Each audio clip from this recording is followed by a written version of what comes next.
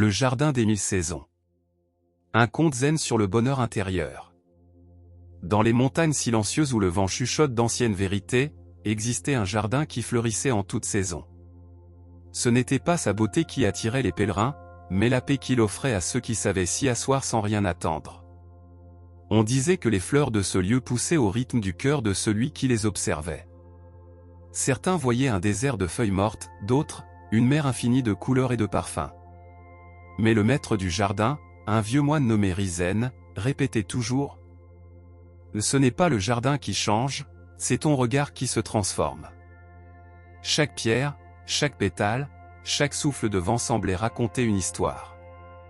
Les visiteurs venaient chercher le secret du bonheur, mais la plupart repartaient frustrés, incapables de comprendre le langage silencieux de la nature. Un jour, un jeune homme nommé Aren arriva au monastère situé à l'entrée du jardin. Il venait de loin, chargé de désirs, de blessures et d'une seule question. Mais comment puis-je être heureux pour toujours ? Le maître Rizen lui répondit simplement. Entre dans le jardin. Reste y jusqu'à ce que les saisons cessent de te faire peur. Ce fut ainsi que commença le voyage d'Aren, un chemin sans direction apparente, guidé seulement par le souffle invisible du temps et la sagesse d'El Silencio. Chapitre 1 : La tempête qui dévasta tout. Le ciel s'assombrit avant même que le tonnerre ne gronde. Aren venait à peine d'entrer dans le jardin lorsqu'un vent violent se leva, arrachant des pétales et renversant les lanternes de pierre.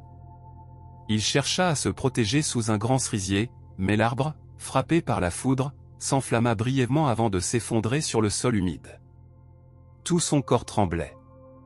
Il pensa : et si ce lieu est vraiment un sanctuaire de paix, pourquoi la tempête le détruit-elle ? Quand la pluie cessa, Rizen apparut, marchant lentement parmi les branches brisées. Son visage n'exprimait ni tristesse ni inquiétude. Il s'arrêta devant le jeune homme et dit : le bonheur que tu cherches ne craint pas les tempêtes. Ce qui est détruit n'était pas réel, seulement ce à quoi tu t'accrochais. Aren, confus, demanda : mais comment puis-je trouver la paix dans ce chaos ?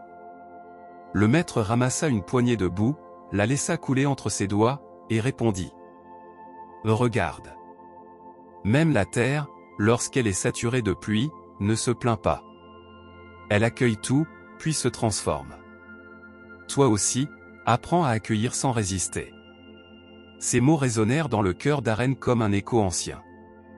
Pour la première fois, il sentit que la tempête n'était pas son ennemi, mais une porte. Une porte qu'il n'avait jamais osé franchir, celle de l'acceptation. Alors, il s'assit au milieu des ruines du jardin, ferma les yeux et respira profondément. Le vent, encore chargé de l'odeur des fleurs brisées, caressa son visage comme une main bienveillante. Et dans ce silence nouveau, il perçut la première leçon du jardin.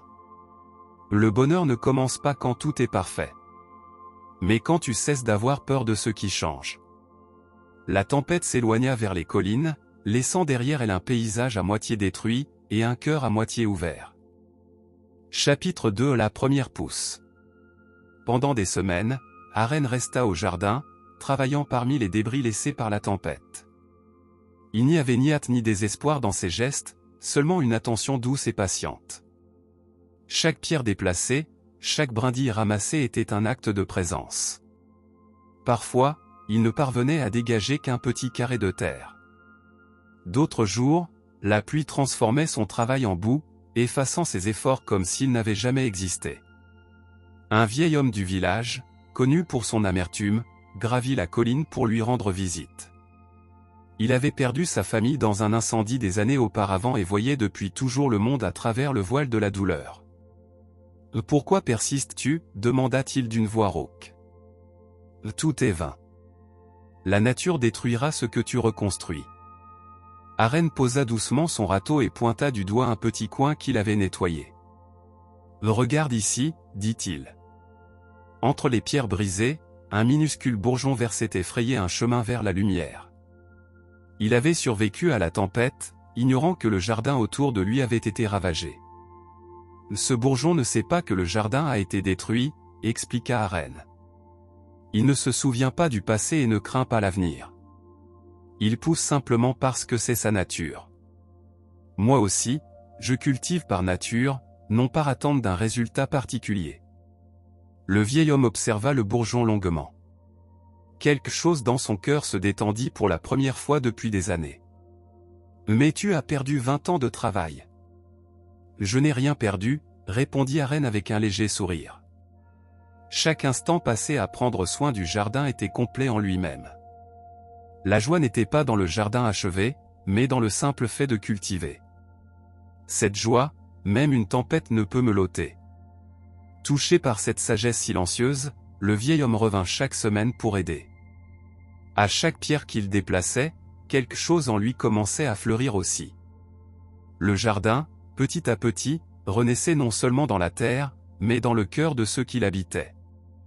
Chapitre 3 : La sécheresse implacable.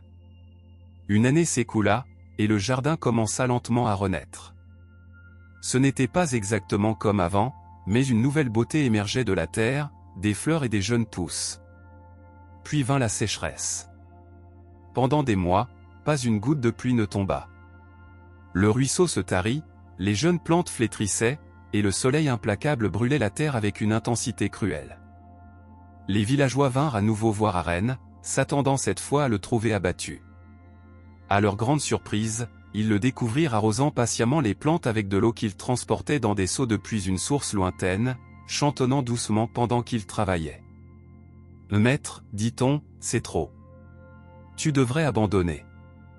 La nature a parlé. Ce lieu n'est pas fait pour un jardin. » Arène leva les yeux vers le ciel dégagé et impitoyable. « La sécheresse est aussi une maîtresse, répondit-il. Elle apprend aux racines à s'enfoncer profondément, à chercher l'eau dans les endroits cachés. Elle enseigne à apprécier chaque goutte. Et elle m'apprend que mon bonheur ne peut dépendre du climat. » Une jeune villageoise, qui venait de perdre son mari, demanda timidement. « Mais comment ? Comment peux-tu être heureux quand tout semble se liguer contre toi ?» Arène remplit un seau d'eau et le lui tendit. « Quand tu acceptes que tu ne contrôles pas le climat, alors seulement tu découvres ce que tu peux contrôler, ta réponse. Je peux choisir de voir cette sécheresse comme un ennemi ou comme une invitation à approfondir ma pratique de la patience. La souffrance naît de la résistance à ce qui est. Le bonheur naît du flux avec ce qui est. » La jeune fille prit le seau et aida à arroser. À chaque voyage vers la source, elle sentait que son chagrin s'allégeait, non pas parce qu'il disparaissait, mais parce qu'elle cessait de lutter contre lui. Le jardin, malgré l'adversité, continuait de grandir. La leçon de la sécheresse était claire, le véritable bonheur n'est pas l'absence d'épreuves, mais la capacité de cultiver la paix intérieure, même lorsque le monde extérieur semble hostile. Chapitre 4 : Le visiteur amer. Lorsque les pluies revinrent enfin, le jardin reprit vie. Les jeunes pousses devinrent des fleurs, les arbres s'épanouirent à nouveau, et la terre, nourrie, exhala son parfum. Un homme riche arriva alors de la capitale. Vêtu de somptueux habits et accompagné d'une suite de serviteurs, il avait la réputation d'être non seulement le plus riche de la région, mais aussi le plus malheureux. « J'ai entendu parler de toi, jardinier qui sourit au milieu des malheurs, » dit-il avec dédain. « Je suis venu te montrer que ton bonheur n'est qu'ignorance. Tu es heureux parce que tu ignores les véritables problèmes. » Arène l'invita à s'asseoir et à partager le thé. « Parle-moi de tes problèmes, » dit-il avec une curiosité sincère. L'homme riche énuméra alors, des associés qu'il avait trahis, des enfants obsédés par son argent, une épouse qu'il avait abandonnée, des maladies incurables, et la peur constante de tout perdre. « Tu vois » conclut-il avec amertume. « Toi, tu n'as que des plantes et des pierres à gérer. Tu ne sais pas ce que c'est que de souffrir réellement. » Arène écouta en silence, les yeux emplis de compassion. « Tu as raison, » dit-il finalement. « J'ai perdu un jardin de 20 ans en une seule nuit. Tu as construit un empire pendant des décennies et tu le conserves. Pourtant, tu souffres, et moi non. Sais-tu pourquoi ?» L'homme riche le regarda, partagé entre colère et curiosité. « Parce que tu crois que ton bonheur dépend de conserver ce que tu possèdes. Chaque jour, tu vis terrifié de perdre ta richesse, ta santé, ta position. J'ai appris que le vrai bonheur ne consiste pas à avoir ce que l'on veut, mais à désirer ce que l'on possède à cet instant, en sachant que tout change. Je ne m'accroche à rien, et donc rien ne peut me causer une véritable souffrance. L'homme riche resta 3 jours dans le jardin, en silence, contemplant cette vérité. Lorsqu'il repartit, il donna la moitié de sa fortune aux pauvres. Non pas pour devenir plus heureux, mais parce qu'il avait enfin compris qu'il ne deviendrait jamais plus malheureux. Chapitre 5 La maladie silencieuse. Le temps poursuivit sa danse infinie. Le jardin fleurit et se fana au rythme des saisons. Arène vieillissait, ses mains devenaient plus lentes, son dos plus voûté. Un matin, il remarqua que son corps ne lui répondait plus comme avant. Une maladie silencieuse s'était installée dans ses os. La douleur était constante. Certains jours, il peinait à marcher jusqu'au jardin. Les médecins du village lui annoncèrent que son état ne ferait qu'empirer avec le temps. Les villageois, qui le considéraient désormais comme un maître, vinrent le voir, inquiets. « Maintenant, tu dois sentir que la vie est injuste, dirent-ils. Tu as vécu avec tant de vertu, tu as cultivé tant de beauté. Pourquoi le destin te punit-il ainsi ?» Arène était assis sous un cerisier, observant les fleurs tomber au gré du vent. « Le destin ne punit ni ne récompense, répondit-il doucement. Il est simplement ce qu'il est. Ce corps, comme ce jardin, est soumis aux lois de la nature. Il a fleuri dans sa jeunesse, maintenant il se fane en automne. Pourquoi devrais-je m'énerver contre la nature pour ce qu'elle est ? Mais la douleur, insista quelqu'un. La douleur est dans mon corps, c'est vrai. Mais la souffrance est optionnelle. La souffrance n'est quand mon esprit dit, cela ne devrait pas arriver. Quand j'accepte que c'est exactement ce qui se passe, la douleur reste, mais la souffrance disparaît. Une petite fille s'approcha timidement. Maître Arène, es-tu toujours heureux? Ne ressens-tu jamais de tristesse? Arène sourit avec tendresse. Je ressens la tristesse quand je vois souffrir les autres. Je ressens la douleur dans mon corps. Mais sous toutes ces vagues en surface, il y a un océan de paix qui ne se trouble jamais. C'est cela, le véritable bonheur, non pas l'absence de douleur, mais la présence constante de paix intérieure. Les villageois partirent en silence, chacun méditant ces paroles dans son cœur. Ils comprirent que la sagesse ne résidait pas dans la force physique, mais dans la tranquillité de l'esprit. Chapitre 6 L'élève impatient. Un jeune moine arriva au jardin, à la recherche d'Arène. Il avait entendu parler du jardinier qui avait trouvé le bonheur inconditionnel et voulait apprendre son secret. « Enseigne-moi à être heureux, peu importe ce qui arrive », exigea-t-il avec l'arrogance de la jeunesse. Arène, maintenant très âgé et fragile, lui demanda d'abord de l'aider dans le jardin. « Commence par arracher les mauvaises herbes dans cette section, » dit-il calmement. Le jeune moine se jeta sur la tâche avec une énergie frénétique, tirant les herbes avec furie, comme s'il menait une bataille. « Plus lentement, » dit Arène. « Plus lentement » s'exclama le jeune moine. « Mais ainsi je finirai plus vite. » Exactement, sourit Arène. Tu veux finir rapidement pour atteindre le moment suivant. Toujours courir vers le futur, jamais présent dans l'instant. C'est la racine de toute infélicité. Le jeune moine ne comprit pas, mais essaya d'aller plus lentement. Pourtant, son esprit s'envolait de pensée en pensée, préoccupation pour son avenir, souvenir d'échecs passés, jugement sur sa performance. Les jours passèrent. Arène lui assignait des tâches simples, arroser, tailler, s'asseoir en silence. Le jeune moine se frustrant de plus en plus. « Je n'apprends rien !» cria-t-il enfin. « Je ne fais que du jardinage. Quand me montreras-tu le secret ?» Arène le regarda avec des yeux profonds et bienveillants. « Je te l'enseigne à chaque instant, » répondit-il. « Mais tu es si occupé à chercher le secret dans le futur que tu ne le vois pas dans le présent. Le secret n'est pas quelque chose à apprendre, c'est quelque chose à pratiquer. Chaque moment où tu es pleinement présent à ce que tu fais, sans souhaiter que ce soit différent, tu pratiques le bonheur. » Le jeune moine s'arrêta, stupéfait par la simplicité de cette vérité. C'est tout? Juste être présent, demanda-t-il. C'est tout. Et c'est la chose la plus difficile au monde. Parce que l'esprit veut toujours être ailleurs, dans un autre temps. Le bonheur, c'est cet instant, exactement comme il est, sans ajouter ni retirer quoi que ce soit. Le jeune moine resta dans le jardin pendant des années. Chaque jour, sa pratique s'approfondissait, non pas parce qu'il faisait des choses plus compliquées, mais parce qu'il apprenait enfin à être pleinement là où il était. Chapitre 7. Le dernier printemps. Aren savait que son temps approchait. Son corps était devenu fragile comme les feuilles d'automne. Pourtant, chaque matin, il traînait son corps jusqu'au jardin, non pas pour travailler intensément, mais simplement pour être présent. Un matin de printemps, les cerisiers fleurirent avec une beauté extraordinaire, comme si la nature elle-même avait décidé de lui rendre hommage. Les villageois gravirent la montagne pour contempler les fleurs et pour être auprès de l'homme qui leur avait tant appris sans jamais prêcher. Une mère apporta son fils malade, les yeux pleins de larmes.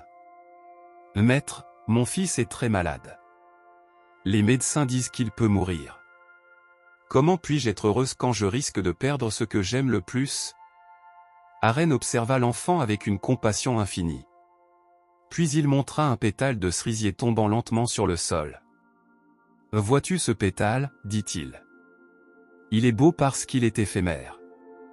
Sa beauté existe précisément parce qu'elle ne dure pas pour toujours. Si les fleurs ne se fanaient jamais, nous ne les apprécierions pas. Aime ton fils de tout ton cœur maintenant, non pas malgré la possibilité de le perdre, mais précisément parce que tout est précieux en raison de sa temporalité. »« Mais je ne devrais pas ressentir de douleur s'il meurt » demanda la mère.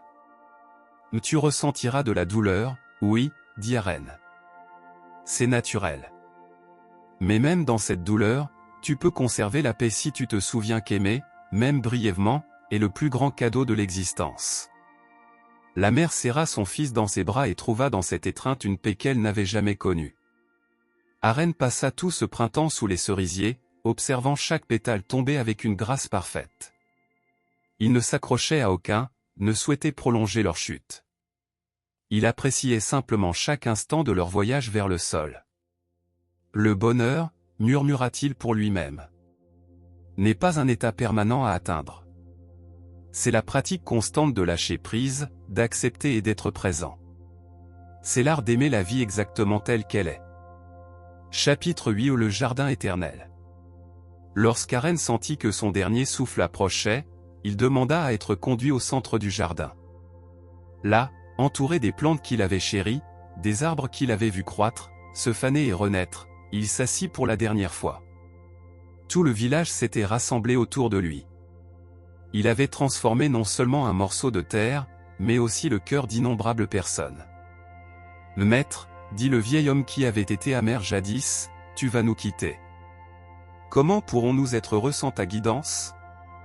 Aren sourit avec la douceur de celui qui a compris le grand secret. « Je ne vous ai pas donné le bonheur. Je vous ai seulement montré ce qui était déjà en vous. Écoutez bien mes dernières paroles. Le bonheur n'est pas quelque chose que l'on trouve dans le monde extérieur. Il ne dépend ni d'avoir ni de ne pas avoir, ni de la santé ou de la maladie, ni de la vie ou de la mort. Le bonheur est votre nature essentielle lorsque vous cessez de résister à ce qui est. » Il fit une pause, respirant l'air doux du printemps. « Ce jardin a été détruit et a rené plusieurs fois. J'ai vieilli et maintenant je meurs. Tout coule, tout change, tout passe. Mais il y a quelque chose qui ne change jamais, la conscience qui observe tout cela. Cette conscience, cet espace de paix intérieure, est votre véritable foyer. Cultivez ce jardin intérieur et vous serez heureux dans toutes les circonstances. » Ses yeux parcoururent les visages réunis, remplis d'amour. « Ne pleurez pas mon départ. Célébrez notre rencontre. Et souvenez-vous, soyez heureux non pas parce que tout va bien, mais parce que vous avez appris à être bien avec tout. » Avec ces mots, Aren ferma les yeux et sa respiration s'arrêta doucement, comme un pétale touchant l'eau sans créer de vagues. Les villageois pleurèrent, mais dans leurs larmes il y avait aussi de la gratitude et de la paix.